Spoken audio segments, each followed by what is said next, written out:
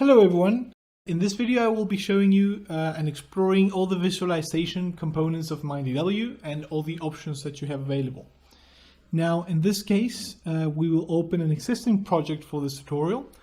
The model we will be using for this tutorial is one of a copper porphyry mine, which is mainly composed of volcanic units with an overlying gravel formation which forms the main aquifer. The first thing we will do after opening the model is to read the results file. This file was generated after running the model, and it can be uploaded by going to the results menu and selecting read results and then choosing the corresponding .plb. This type of file stores the water level results data for all nodes at all time steps. Once the results are loaded, we can have a look at the control panel here on the right side of the screen. The top part of the control panel shows all current active plots. Down here you can find the listing of all possible plot items that can be added to the viewing pane. And furthermore, at the bottom of the panel you can find the information tab, which shows the details of the different plot items in the scene as you mouse over them. The first item on the list is the axis item. This item, as you can see, shows the spatial orientation of the model. Then we have the observations plot items, which shows all the observation points included into the model, be it wells or piezometers. Underneath it, we find the list of boundary conditions added to the model. Then under element, we find all plot items that allow us to visualize the different properties and parameters relating to the model elements or zones.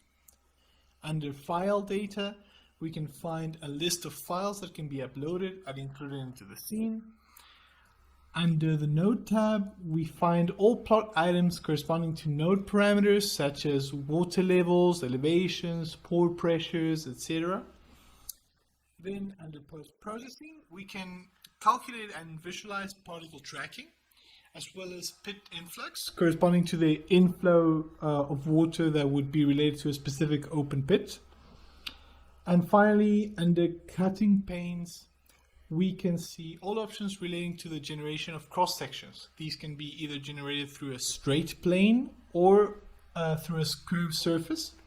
And adding to this, we have the clip box option, which allows us to limit the model visualization to a certain area of interest. Now, we're going to start the visualization with a 2D plane under the element tab. As we can see, this plot item shows us the model's information as it relates to the different layers. With a 2D plane, we can see the hydrogeological units, as you can see here, as well as the recharge and evaporation areas. Now for the recharge, our model, for example, has two zones in this case, which corresponds to a specific condition relating to tailings dam for this specific site.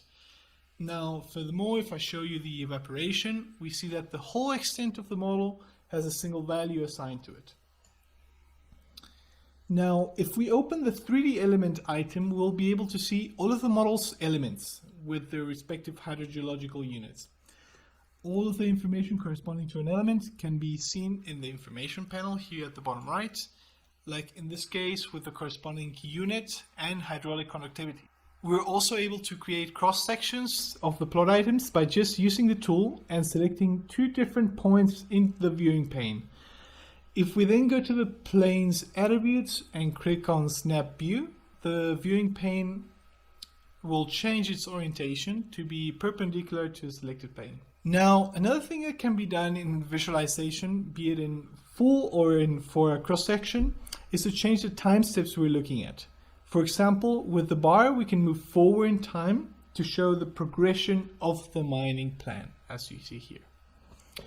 Another possibility is to show elements to the back or the front of a clipping plane, as you can see in the visualization. Now, while the cross-section is active, we can also add other elements to it, which will also be limited by the plane. For example, we can open a 2D contour. We can then select water table, and this will show us the water table for this time step on the plane. We can also turn off the wireframe of the elements or even use transparency to allow us for a better visualization. Now, if we move forward in time, we can see how this water table, for example, changes position along with the mining plan topography. Also, it is worth pointing out that everything that is being visualized here can be exported as a DXF file very easily, just by right-clicking, pressing export, and then DXF. Adding to this, we can also add external files such as DXFs to the scene. As an example, we will import a water table surface from a different time step in order to compare water levels.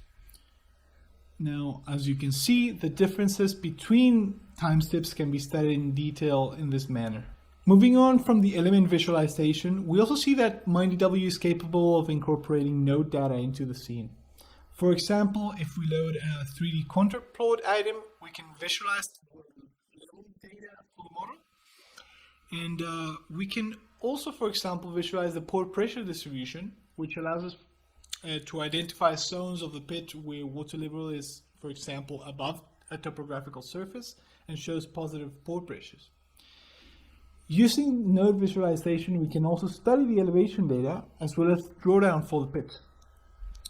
The drawdown calculations are always based on an initial time step used as a reference. This time step can be changed in the menu under results, drawdown base time.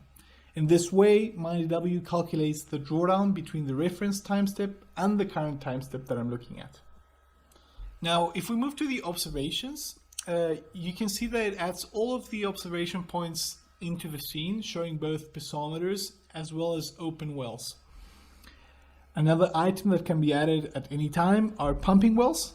These appear in the scene with different colors based on their modeling conditions, such as, for example, a specific pumping rate or a specified drawdown colors.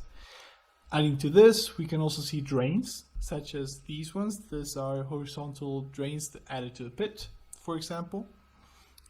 Now, with either observation points, pumping wells, or drains, MINEDW also allows us for the creation of a cross-section to see how these elements would distribute spatially around a cross-section of interest. The software automatically shows the wells and drains that are close to the section with a predetermined range of 100 meters, which can actually be manually changed to be more restrictive or more permissive of the selection of wells and drains around the cross-section. Lastly, we can add isosurfaces to the viewing pane, as you can see there. With these, we can look at the different parameters such as water levels, pore pressures, drawdown contours, and also in the same way, we can add isolines to the scene and study their evolution through time, as you can see here. Now, this concludes the tutorial for today.